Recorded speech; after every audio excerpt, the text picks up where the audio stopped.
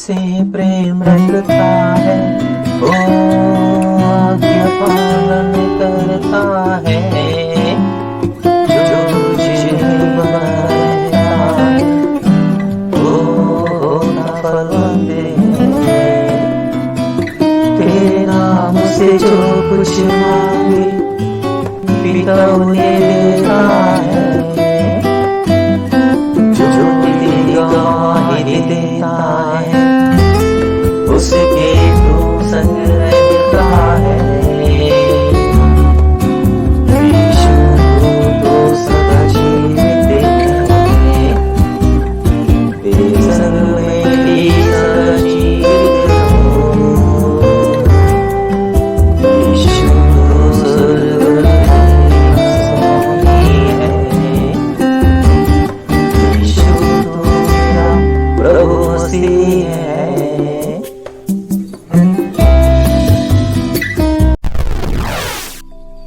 Dear friends, brothers and sisters, आप सबों को प्रभु यीशु मसीह के नाम में शालोम। बीते ध्यानांश 4 भाग मैं अपलोड कर चुका हूँ। उन भागों को भी आप जरूर देखिएगा। ये जो संदेश है परमेश्वर का राज्य, तो इस संदेश को आप पूरी रीति से अच्छी रीति से समझना चाहते हैं तो बड़े धीरज के साथ ध्यानपूर्वक संदेशों को, जो किंगडम ऑफ गॉड करके जो थंबनेल है, इसके सारे भागों को सुनिएगा तो आपको परमेश्वर के राज्य विषय में बारीकी से सारी बातें समझ पाएंगी। अभी ये भाग 5वां है। 4 भाग इसके अभी पहले अपलोड कर चुका हूँ। मैं बीते भाग तक यह बताया था कि परमेश्वर का राज्य और स्वर्ग के राज्य में फर्क क्या है, और पर जब स्वर्ग के राज्य की बात जब आती है, इसको हम ऐसे समझ सकते हैं, एक देश में सांस्कृतिक धरोहर होते हैं। उस सांस्कृतिक धरोहर को बनाए रखने के लिए या कल्चर को बढ़ावा देने के लिए उससे संबंधित प्रोग्राम्स किए जाते हैं। वो अधिकार के साथ, दबाव के साथ, सामर्थ्य के साथ किसी पर थोपा नहीं जाता, ऐसे थोपा जाना भी नहीं चाहिए। पर प्रोग्राम्स करके, तरह तरह के उससे संबंधित प्रोग्राम्स करके लोगों को प्रेरित किया जाता है कि लोग उसे माने, लोगों में बढ़ावा मिले, लोग उसे दिल से अपना लें और उसका पालन करें। तो ये स्वर्ग का राज्य जो है वैसे ही समझ लीजिए। स्वर्ग के राज्य में कोई जोर नहीं, स्वर्ग के राज्य में किसी को जबरदस्ती एंटर नहीं किया जाएगा, स्वर्ग के राज्य की बातें किसी पर जबरदस्ती थोपी नहीं जाएगी। स्वर्ग के राज्य में केवल काउंसिल किया जाएगा, उन्हें बताया जाएगा, उन्हें समझाया जाएगा, उसके महत्व को समझाया जाएगा, उसमें की खूबियों को समझाया जाएगा और उसे अपनाने के लिए प्रेरित किया जाएगा, और जो उसे अपनाएंगे वो उसका लाभ पाएंगे। तो आप देखेंगे स्वर्ग के राज्य के विषय में बाइबल में जहाँ जहाँ पर लिखा हुआ है, वहाँ पर केवल वो प्रचार के माध्यम से उन्हें समझाया जा रहा है। मत्ती सुसमाचार के 4 अध्याय के 17 वचन में जब हम देखते हैं, वहाँ पर लिखा हुआ है, उस समय से यीशु ने प्रचार करना और यह कहना आरंभ किया, मन फिराओ क्योंकि स्वर्ग का राज्य निकट आया है। तो यहाँ देख ली केवल प्रचार हो रहा है, यहाँ पर जबरदस्ती थोपा नहीं जा रहा है, अधिकार पूर्वक, बलपूर्वक किसी पर थोपा नहीं जा रहा है, केवल बताया जा रहा है कि मन फिरा लो क्योंकि स्वर्ग का राज्य निकट आ गया है। और इस स्वर्ग के राज्य के विषय में ही बाइबल में जहाँ जहाँ पर स्वर्ग का राज्य कर लिखा हुआ है, तो वो सब दृष्टांतों में आपको मिलेगा। तो उन दृष्टांतों में स्वर्ग के राज्य की रूपरेखा, गतिविधियाँ, स्थापना, संरक्षण, स्थायी महत्व, शक्ति, सामर्थ्य और व्यवस्था पालन के वर्णन का भेद छिपा हुआ मिलेगा, और उसे पवित्र आत्मा के बिना नहीं समझा जा सकता, पर पवित्र आत्मा की सहायता से उसे समझाया जा सकता है, क्योंकि दृष्टांतों के रूप में लिखा हुआ है। और जब पवित्र आत्मा के द्वारा परमेश्वर प्रकट करता है तब उस भेद को जान सकते हैं। तो इसका भेद जो है वो पवित्र आत्मा खोलता है, उन लोगों पर खोलता है जो प्रभु यीशु मसीह के नाम को एक्सेप्ट करते हैं और प्रभु यीशु मसीह के नाम से जो उद्धार पाते हैं, उन पर पवित्र आत्मा इस भेद को खोलता है और वो लोग इस भेद को समझ पाते हैं। तो इस स्वर्ग के राज्य का जो राजा है वो कौन है, अगर देखा जाए तो बाइबल में इस विषय में जो जिक्र मिलता है प्रेरितों के कार्य 2 अध्याय के 36 वचन में क्या लिखा हुआ है यहाँ पर, अतः अब इस्राएल का सारा घराना निश्चित रूप से जान ले कि परमेश्वर ने उसी यीशु को जिसे तुमने क्रूस पर चढ़ाया प्रभु भी ठहराया और मसीही भी, अर्थात प्रभुता करने वाला प्रभु और मसीह अर्थात राजा। यदि कोई स्वर्ग के राज्य को अनुभव करना चाहे तो इसके लिए जरूरत होगा कि वो मन फिराएं, क्योंकि स्वर्ग का राज्य मन से संबंधित है, स्वर्ग का राज्य आत्मिक है, स्वर्ग का राज्य भौतिक रूप से देखना संभव नहीं है, स्वर्ग का राज्य आत्मिक रूप से है, उसे भीतर से फील किया जा सकता है, उसकी भरपूरी पाया जा सकता है, उसका पूरा पूरा लाभ पाया जा सकता है। और उस स्वर्ग के राज्य के विषय में अगर देखा जाए पुराने नियम के समय में भी दास भक्षकताओं ने इसका वर्णन किया था। अगर देखते हैं यशायाह की पुस्तक के 66 अध्याय के 22 वचन में और 11वें अध्याय के 1 से लेकर 9 वचन और 35वां अध्याय और इसी यशायाह की पुस्तक का 65वां अध्याय का 16 वचन से 25 वचन तक का और प्रकाशित वाक्य का जो 21 अध्याय का 1 से 7 वचन और 22 अध्याय का 1 से 7 वचन जब पढ़ेंगे तो स्वर्ग के राज्य के विषय में बातें बहुत कुछ विस्तार रूप से समझ में आएंगी। पुरानी नियम में भी नया आकाश नई भूमि का जिक्र है, एक नया आकाश बनेगा, एक नई भूमि बनेगी। तो स्वर्ग के राज्य जो है वो आत्मिक है। यशायाह की पुस्तक का 66 अध्याय का 22 वचन, यहाँ पर क्या लिखा हुआ है, क्योंकि जिस प्रकार नया आकाश और नई पृथ्वी जो मैं बनाने पर हूँ मेरे सन्मुख बनी रहेगी, उसी प्रकार तुम्हारा वंश और तुम्हारा नाम भी बना रहेगा, यहोवा की यही वाणी है। तो परमेश्वर एक नए आकाश की बात कह रहा है और एक नई पृथ्वी की बात कह रहा है।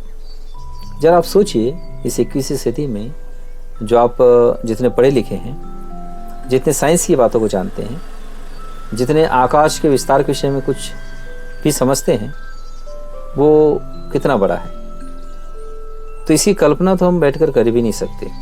तो इतना बड़ा आकाश है और क्या और एक नए आकाश की जरूरत पड़ेगी।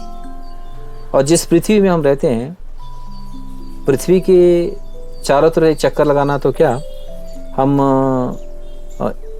कुछ 1000 किलोमीटर चलना भी हमारे लिए मुश्किल है।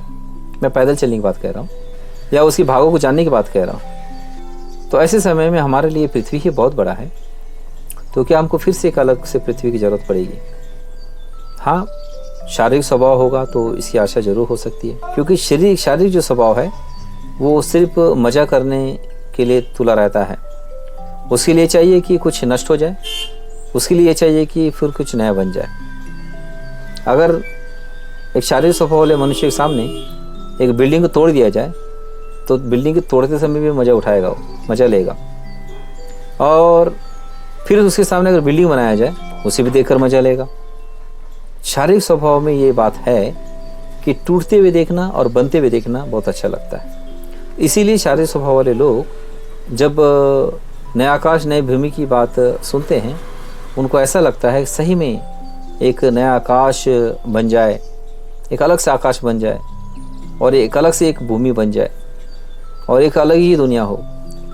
जैसे भी कई लोग मंगल ग्रह में जाने की बात कह रहे हैं और बहुत से सपने देख रहे हैं, मंगल ग्रह चले जाएंगे। अगर मंगल ग्रह में चले भी जाते हैं तो भूमि तो अलग होगी पर आकाश अलग नहीं होगा, क्योंकि जिस आकाश में पृथ्वी है उसी आकाश में मंगल ग्रह भी है। पर परमेश्वर के वचन का जो अर्थ है इसे समझने का प्रयास करें। नया आकाश नई भूमि को जो जिक्र किया गया है वो हर मनुष्य के लिए व्यक्तिगत रूप से इसका असर नजर आएगा। मतलब है कि जिंदगी बदल जाना, उसका पूरा माहौल बदल जाना और उसके साथ वैसे ही उस माहौल के अनुसार व्यवहार होना। और एक वचन में पढ़ो, ध्यान दीजिए, यशायाह की पुस्तक का 11वें अध्याय का 6वें वचन से 9वें वचन तक पढ़ो, ध्यान दीजिए। तब भेड़िया भेड़ के बच्चे के संग रहा करेगा और चीता बकरी के बच्चे के साथ बैठा करेगा, और बछड़ा और जवान सिंह और पाला पोसा हुआ बैल तीनों इकट्ठे रहेंगे और एक छोटा लड़का उनकी अगुवाई करेगा। गाय और रिछनी मिलकर चरेंगी और उनके बच्चे इकट्ठे बैठेंगे, और सिंह बैल के समान भूसा खाया करेगा। दूध पीता बच्चा करेत के बिल पर खेलेगा और दूध छुड़ाया हुआ लड़का नाग के बिल में हाथ डालेगा।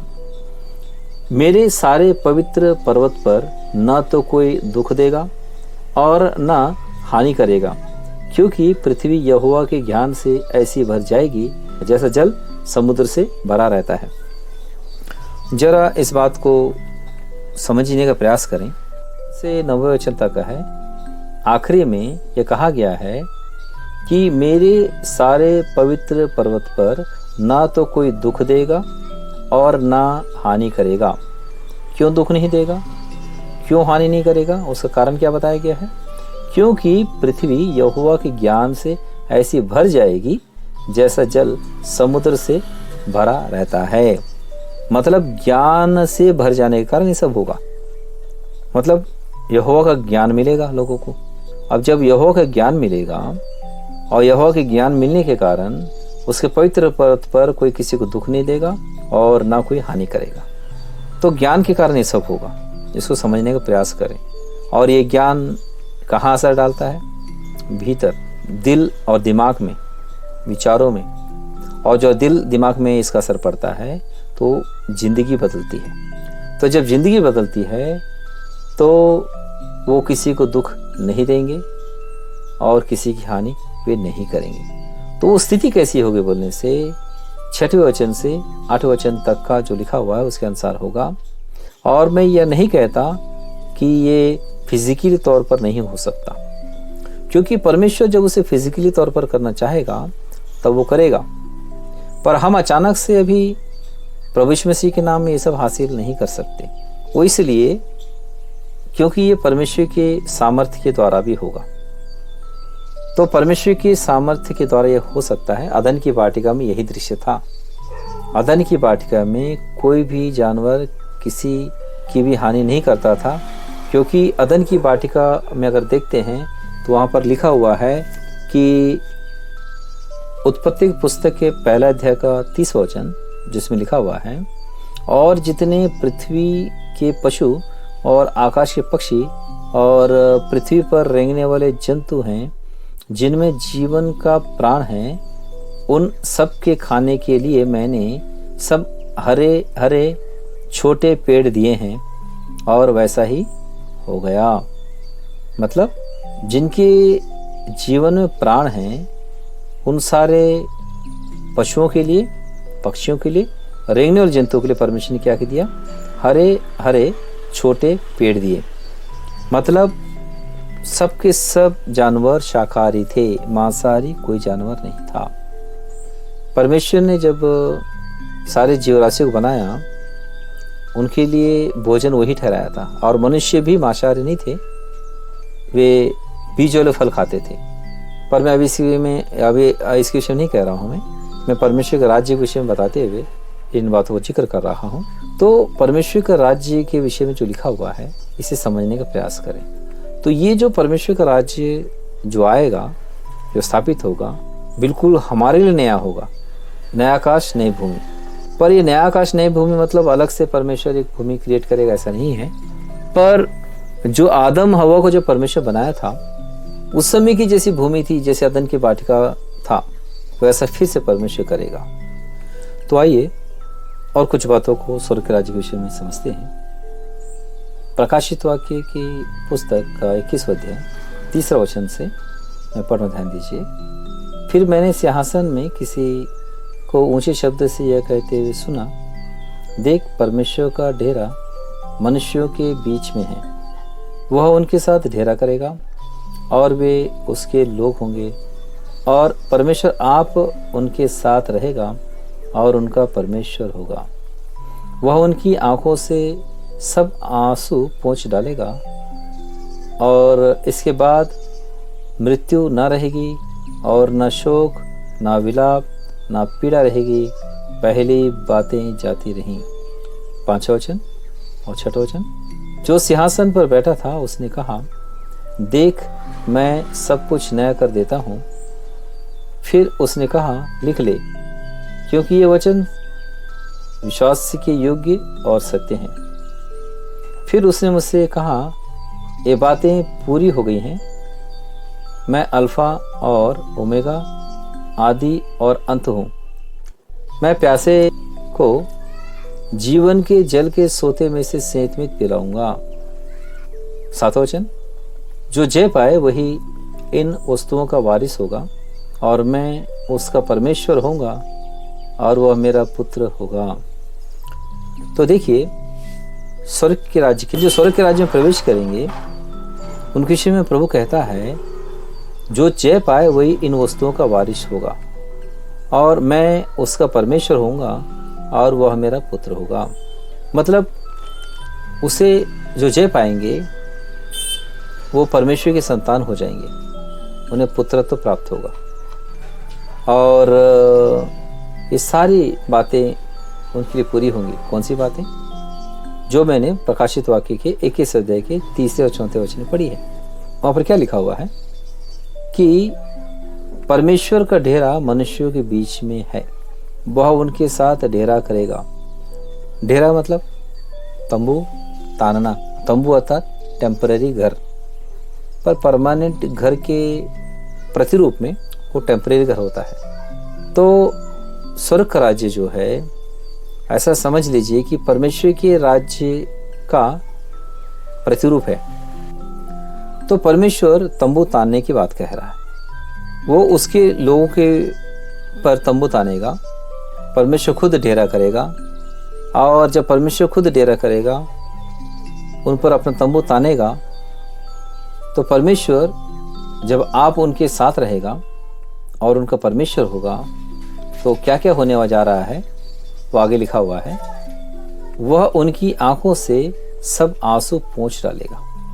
मतलब ये कि मनुष्य की जिंदगी में जो आंसू बहाने वाले जो कारण हैं, उन कारणों को दूर करेगा, उन कारणों पर जय देगा। आंसू बहाने के अब कोई कारण नहीं रह जाएंगे। और आगे क्या लिखा हुआ है? इसके बाद मृत्यु न रहेगी। मतलब मृत्यु को पूरी रीति से हटा देने की बात कह रहा है। जरा रुक कर इस बात को समझने का प्रयास करें। और क्या लिखा है यहाँ पर? और ना शोक, ना विलाप, ना पीड़ा रहेगी। मतलब अब शोक करने का कारण नहीं रहेगा। ये पुरानी बातें हो जाएंगी, इसमें से कुछ नहीं रहेगा। शोक भी नहीं होगा, शोक के कोई कारण नहीं होंगे। विलाप नहीं होगा, विलाप के कोई कारण नहीं होंगे। पीड़ा नहीं होगा, पीड़ा के कोई कारण नहीं होंगे। परमेश्वर उन सबसे खुद निपटेगा। और 5वें वचन में जो देखते हैं, क्या लिखा हुआ है? देख मैं सब कुछ नया कर देता हूं। तो सब कुछ नया कर देने की बात कह रहा है परमेश्वर। तो सब कुछ नया कहाँ होगा बोलने से, जहां परमेश्वर होगा वहां सब कुछ नया होगा। क्योंकि जो बातें मनुष्य से असंभव है वो परमेश्वर से संभव है। मनुष्य के लिए जो असाध्य है परमेश्वर के लिए साध्य है। एक मनुष्य से कहा जाए कि ईमानदारी की जिंदगी जियो, तो कहेगा कि असाध्य है। जिंदगी भर सच बोलो तो वो कहेगा कि संभव नहीं है। भलाई करो तो वो कहेगा कि आंशिक रूप से किया जा सकता है। तो मनुष्य के जीवन के जो पैमाने हैं या उनके पास जो कैपेसिटी है, यही उसका कारण है कि मनुष्य से गलतियां होती रहती है। उनको कॉन्फिडेंट लेवल बहुत लो होता है। पर जब परमेश्वर ही इंटरफेयर करे, परमेश्वर खुद डेरा जमा के बैठ जाए और उसी डेरे में एक मनुष्य चले जाए, तो परमेश्वर अपनी शक्ति और सामर्थ्य से कार्य करेगा और मनुष्य की जिंदगी के जो भी प्रॉब्लम्स है उसे वो खुद निपटेगा। यही बात यहाँ पर कहा गया है। और वो वादा करता है कि मैं सब कुछ नया कर दूंगा, जिंदगी में सारे परिवर्तन ला दूंगा। जो तुम चाहते हो भली जिंदगी, वो मैं तुझे दूंगा। दुख, तकलीफें, वेदनाओं को दूर कर दूंगा। विलाप करने की नौबत नहीं होगी, शोक करने की नौबत नहीं होगी, पीड़ा होगी नहीं। आंखों के सारे आंसू पोंछ दूंगा और मृत्यु को भी हटा दूंगा। अर्थात अनंत जीवन दूंगा, और ये अनंत जीवन प्रभु यीशु मसीह के नाम से मिलता है। इसी कार्य को करने के लिए यीशु क्रूस पर बलिदान हुआ। यूहन्ना सुसमाचार का 3 अध्याय 16 वचन में जो लिखा हुआ है कि परमेश्वर ने जगत से ऐसा प्रेम रखा कि उसने अपना एकलौता पुत्र दे दिया, ताकि जो कोई उस पर विश्वास करे वह नष्ट न हो वरन अनंत जीवन पाए। तो परमेश्वर अनंत जीवन देने की बात कह रहा है। कहाँ मिलेगा वो?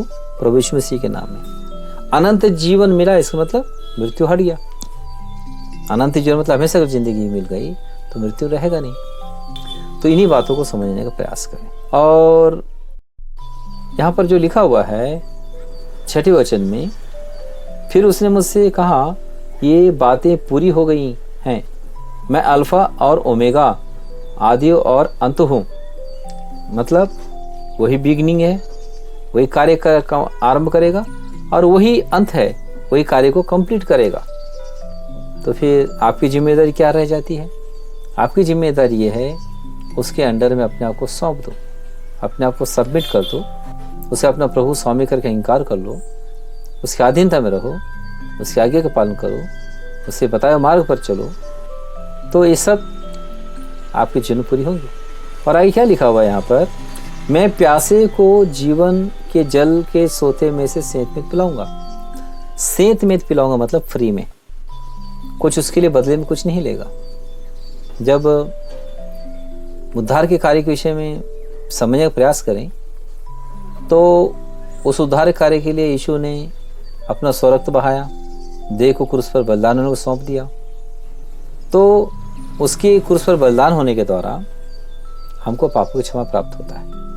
मतलब हमको पापों की क्षमा फ्री में प्राप्त होता है। हम इसके लिए कुछ नहीं करते, हम केवल इस बात को मान जाते हैं कि यीशु मेरे पापों के क्रूस पर बलिदान हो गया, और उसका रक्त जो क्रूस पर बहा उसे मांग लेते हैं। बस इतना ही करते हम, पर हमको पापों की क्षमा मिल जाता है। यदि भी हमको फ्री में मिलता है, पर यह फ्री में नहीं है। इसके लिए यीशु ने बहुत बड़ा मूल्य चुकाया। इसीलिए इस उद्धार को बहुमूल्य कहते हैं। तो स्वर्ग के राज्य के विषय में जब देखते हैं, वहां पर सेंत मेत देने की बात कह रहा, फ्री में देने की बात कर रहा। तो ये हमको जो उद्धार है ये फ्री में मिलता है। हमको पापों की क्षमा फ्री में मिलता है, हमको पवित्र आत्मा फ्री में मिलता है। इसके लिए हम कोई भी मूल्य नहीं चुका सकते। एक शमौन नाम का एक मांत्रिक था, बाद में वो मन फिराकर बपतिस्मा लेकर प्रभु यीशु मसीह का अनुयायी हो गया। वो शमौन पतरस से कहता है कि ये वरदान मुझे दे दे कि मैं जिसके सर पर हाथ रखकर प्रार्थना करूं उनमें पवित्र आत्मा उतर जाए। तो पतरस उसे बहुत बुरी तरह डांटता है। उसे आप पढ़कर जान सकते हैं प्रेरितों कार्य 8वें अध्याय में। क्यों डांटता है उसे? क्योंकि पैसों से उसे खरीदना चाहता है। वो नहीं जानता कि पैसों से पवित्र आत्मा मिल पाने का वरदान या पवित्र आत्मा किसी पर देने का वरदान नहीं प्राप्त कर सकते। उसके लिए यीशु ने मूल्य चुकाया। पिता से अनुमति पाकर पवित्र आत्मा की इस धरती पर अपने चेलों पर ढेला। अभी भी परमेश्वर के दास भक्तों प्रेरितों के द्वारा प्रार्थना किए जाने से पवित्र आत्मा मिलता है, पर ये फ्री में ही मिलता है। तो प्रभु यीशु मसीह के नाम में स्वर्ग की राज्य की वस्तुएं फ्री में मिलती हैं, और इसमें सबसे पहला जो मिलता है वह है उद्धार, पापों की क्षमा। और आगे क्या लिखा है यहाँ पर? जो जय पाए वही इन वस्तुओं का वारिस होगा, और मैं उनका परमेश्वर होऊंगा और वह मेरा पुत्र होगा। तो यहाँ जय पाने की बात कही गई। अब जय पाने की बात कहाँ से आ गई? अभी तो मैं कह रहा था कि फ्री में मिलता है, फिर जय पाने की बात यहाँ पर कहाँ से आ गई बोलने से आगे लिखा हुआ किन चीजों पर जय पाना है। 8वां वचन, डरपोकों और अविश्वासियों और घिनौनों और हत्यारों और व्यभिचारियों और टोन्हों और मूर्ति पूजकों और सब झूठों का भाग उस झील में मिलेगा जो आग और गंधक से जलती रहती है। यह दूसरी मृत्यु है। मतलब यह है इन सारी चीजों से बचने की आवश्यकता है। और प्रभु यीशु मसीह के नाम पर विश्वास करना चाहेंगे आप, तो शैतान आपको डराएगा और कई तरीके से डराएगा, एक तरीके से, दो तरीके से नहीं। जाति बिरादरियों के द्वारा, धर्म के धोखे के द्वारा और परंपरा की बातों के द्वारा, ना जाने और कितने तरीके से डर को उत्पन्न करेगा। तो इस डर पर यदि आप जय नहीं पाएंगे तो स्वर्ग के राज्य में प्रवेश नहीं कर पाएंगे, परमेश्वर के डेरे में आप नहीं पहुंच पाएंगे, उद्धार नहीं प्राप्त कर पाएंगे। जब विश्वास ही नहीं कर पाएंगे प्रभु यीशु मसीह पर, तो उद्धार कैसे प्राप्त करेंगे? तो इस डर पर जय पाने की आवश्यकता होगी। शैतान कहेगा मैं तुझे मार डालूंगा या तो किसी तरह मरवा दूंगा, तो आप क्या करेंगे? प्रभु यीशु मसीह पर विश्वास करोगे तो मैं तुझे मार डालूंगा या किसी तरह मरवा डालूंगा, ऐसे करके शैतान कह दे, तो आप क्या करेंगे? आपको अगर प्रभु यीशु मसीह के सामर्थ्य के विषय में नहीं मालूम होगा तो आप डर जाएंगे। अगर ये जानेंगे कि प्रभु यीशु मसीह ने कहा है स्वर्ग पृथ्वी का सारा अधिकार मेरे हाथों में है, मत्ती सुसमाचार का 28 अध्याय का 18 वचन, तो आप नहीं डरेंगे। आप इस बात को जान जाएंगे कि प्रभु यीशु मसीह के हाथ में स्वर्ग पृथ्वी का सारा अधिकार है, तो इसका मतलब अधिकारी तो वो है। तो शैतान फिर क्या करता है? सिर्फ डरा सकता है। जो नहीं डरेंगे उसका कुछ नहीं कर सकता। और आगे क्या लिखा हुआ है? अविश्वासियों, मतलब अविश्वास उत्पन्न करने का भी प्रयास करेगा शैतान। 2 कुरिन्थियों पत्री के 4 अध्याय के 4 वचन में ये बात लिखा हुआ है, अविश्वासियों की आंखों को संसार का ईश्वर अंधा कर देता है। मतलब ये है कि आप थोड़ा सा अविश्वास करेंगे तो आपकी आंखों को पूरी तरह से शैतान अंधा कर देगा। फिर आप प्रभु यीशु मसीह विषय में समझ ही नहीं सकते और प्रभु यीशु मसीह के विषय में उल्टा पुल्टा समझने लगते हैं। क्यों? उसे शारीरिक नजरिए से समझने का प्रयास करते हैं इसलिए। पर यीशु क्रूस पर क्यों बलिदान हुआ बोलने से, वो हमारे उद्धार के लिए बलिदान हुआ। अगर वो बलिदान नहीं होता तो हमको उद्धार नहीं मिलता। तो एक मनुष्य को उद्धार देने के लिए एक ही एक तरीका है, खून के बदले खून। हम मनुष्य के खून में जब पाप है तो उस खून को शुद्ध करने के लिए पवित्र खून की आवश्यकता है, और वो पवित्र खून है यीशु मसीह का, जो उसने क्रूस पर बहाया हमारे लिए। तो और क्या लिखा हुआ है? घिनौनों और हत्यारों और व्यभिचारियों और टोन्हों और मूर्ति पूजकों। तो ये सारे जो कैटेगरीज हैं, इस कैटेगरी से डायरेक्टली या इनडायरेक्टली कनेक्ट होने से बचना है। मैं इन सारी बातों को जिक्र नहीं करूँगा। कई लोग किसी विषय में डर लगे या कोई बीमार पड़ जाए तो ताबीज बंधवाने के लिए जाते हैं। कई लोग तो कहीं भी सर झुका लेते हैं। और क्या लिखा? सब झूठों का भाग, मतलब झूठे कौन? जो सच को नहीं मानते, झूठ से उनको प्रेम रहता है, सच पर विश्वास नहीं कर सकते। कोई मनुष्य आकर कहेगा मैं परमेश्वर हूं, तो उसके पीछे चले जाएंगे। मैं एक भगवान हूं बोलते उसके पीछे चले जाएंगे। पर परमेश्वर स्वयं आकर मनुष्य के रूप में अद्भुत कर आश्चर्य कर्म करके लोगों को चंगाई देकर, मुर्दों को भी जिंदा कर कर, कोड़ियों को शुद्ध कर कर, मरकर 4 दिन हुए लाश को जिंदा कर कर वो कहे कि मैं परमेश्वर का पुत्र हूं, तो इस पर विश्वास करने से झिझकेंगे। यह है झूठे। तो ऐसी कैटेगरी के जो लोग हैं या ऐसे कैटेगरी से जो कनेक्ट हैं, वो स्वर्ग के राज्य में प्रवेश नहीं कर सकते। स्वर्ग के राज्य में प्रवेश करने के लिए जो क्वालिटी चाहिए वो यह है कि परमेश्वर के पुत्र यीशु मसीह पर विश्वास करना। क्या विश्वास करना? कि वो परमेश्वर का पुत्र है, वो हमारे ही पापों के लिए क्रूस पर बलिदान हुआ और वो हमारी धार्मिकता के लिए जी उठा। रोमियो के पत्र के 10 अध्याय के 9 और 10 वचन में कि यदि तू अपने मुंह से यीशु को प्रभु जानकर अंगीकार करें और अपने मन से विश्वास करें कि परमेश्वर ने उसे मरे हुए में से जिलाया, तो तू निश्चय उद्धार पाएगा। क्योंकि धार्मिकता के लिए मन से विश्वास किया जाता है और उद्धार के लिए मुंह से अंगीकार किया जाता है। तो देखिए, मन से विश्वास करना, मुंह से अंगीकार करना, यही योग्यता चाहिए। पहाड़ पर चढ़ूंगा, बहुत सारा दान दूंगा, शरीर को तपस्या में तपा दूंगा, मेरे इस कार्य का फल मुझे मिल जाए, ऐसे सोचेंगे तो ये संभव नहीं है। क्यों?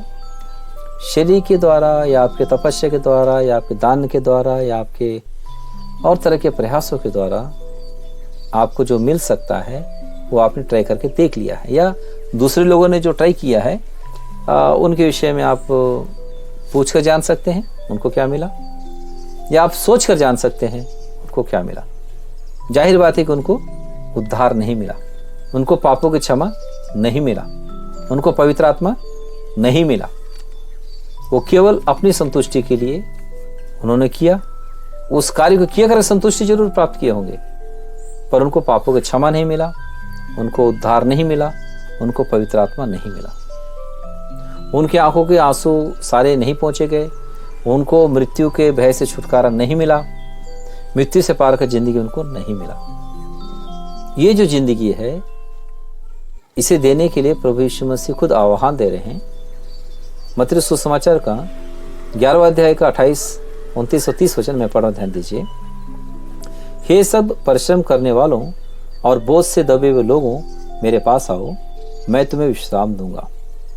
मेरा जुआ अपने ऊपर उठा लो और मुझसे सीखो, क्योंकि मैं नम्र और मन में दीन हूँ, और तुम अपने मन में विश्राम पाओगे, क्योंकि मेरा जुआ सहज और मेरा बोझ हल्का है। देखिए यहाँ पर भी मन में विश्राम की बात प्रभु कह रहे हैं। ध्यान दीजिए इस बात को कि एक मनुष्य के मन में बोझ होता है, वो तरह तरह से प्रयास करता है, शांति नहीं पाता। शांति इसलिए नहीं पाता कि पापों की क्षमा उनको प्राप्त नहीं होता। पापों की क्षमा इसलिए प्राप्त नहीं होता क्योंकि वो अपने बलबूते पर वो करना चाहते हैं, जो एक मनुष्य से संभव नहीं है। क्या कीचड़ में एक व्यक्ति पैर चलाकर खुद कीचड़ से बाहर निकल सकता है? क्या एक कोयले को रगड़ रगड़ कर साफ कर कर क्या उसके कोयले का रंग बदला जा सकता है? ये संभव नहीं है। कीचड़ में पड़ा व्यक्ति अगर वो हाथ पैर चलाएगा, कीचड़ में और धंस जाएगा। पर बाहर से एक व्यक्ति उसे खींचना चाहे तो उसे हाथ पकड़कर खींच सकता है, पर वो हाथ पकड़कर तभी खींच सकता है जब कीचड़ में पड़ा हुआ व्यक्ति अपना हाथ उस व्यक्ति के हाथ में दे दे जो उसे बाहर खींचना चाहता है। और वो व्यक्ति है प्रभु यीशु मसीह, जो आपको आपके पापों से बाहर निकालना चाहता है, पापों से छुड़ाना चाहता है। और एक कोयले को अगर आग लगा दिया जाए तो कोयले का रंग बदल जाता है, लाल हो जाता है। वैसे पवित्र आत्मा जब प्रभु यीशु मसीह के नाम में आपको मिल जाए तो आपका पापी जिंदगी पवित्रता के प्रभाव से भर जाता है। फिर पाप की पहचान नहीं होती। कोयला काला तो होता है, पर आग लगने के बाद पूरा लाल हो जाता है, कालापन छुप जाता है, वो गायब हो जाता है। तो एक मनुष्य की जिंदगी में प्रभु यीशु मसीह के नाम में जब पवित्र आत्मा मिलता है तो उनकी पाप की जिंदगी जो है वो दब जाती है, छुप जाती है, निष्क्रिय हो जाती है, हट जाती है, पवित्र आत्मा की पवित्रता छा जाती है। इन बातों को आप समझने का प्रयास करें। तो मैं ये स्वर्ग के राज्य के विषय में कह रहा हूं, और बहुत सी बातें हैं, मैं इसके बाद के और भाग में कहूंगा। कृपया इसे ध्यान से सुनते रहें और इसकी आशीष आप पूरी तरह से पाए, मैं चाहता हूं। प्रभु आप सबको को आशीष दें, संदेश को समझने, उसका लाभ पाने और उसकी भरपूरी पाकर उसमें मगन होने का अनुग्रह आप सब पर करें। आमीन। God bless you. जो तुझसे प्रेम रखता है वो आज्ञा पालन करता है, जो तुझे बनाता है वो फल दे। तेरे नाम से जो कुछ मांगे पिता उन्हें देता है,